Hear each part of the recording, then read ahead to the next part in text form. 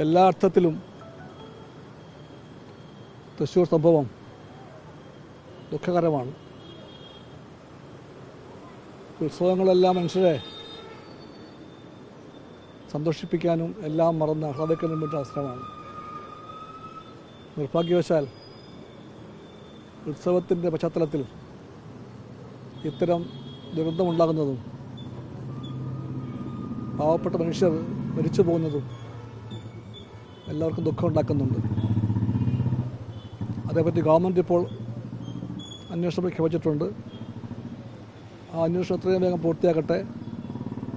എത്രയും പെട്ടെന്ന് കുറ്റമറ്റ മട്ടിൽ എല്ലാ കാരണങ്ങളും പുറത്തു വരട്ടെ.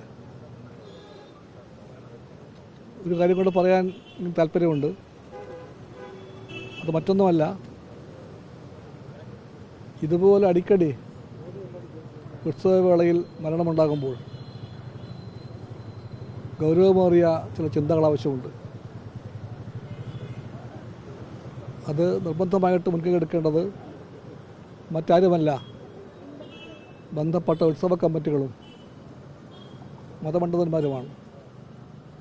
അവർ ദയവായിട്ട് മുൻവിധിയൊന്നും കൂടാതെ അതേപ്പറ്റി ചിന്തിക്കണം.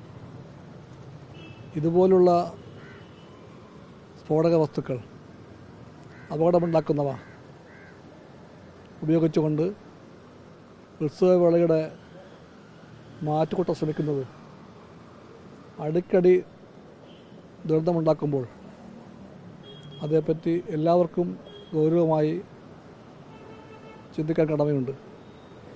ആ ചിന്ത ഉണ്ടാകേണ്ടത് ഇത്തരം ഘട്ടങ്ങളിൽ മറ്റാരുമല്ല മുൻകൈ എടുക്കേണ്ടത്, ബന്ധപ്പെട്ട ഉത്സവ കമ്മിറ്റികളും ഇതേപ്പറ്റി അഭിപ്രായം പറയാൻ യോഗ്യരായിട്ടുള്ള മതപണ്ഡിതന്മാരാണെന്നാണ് അഭിപ്രായം.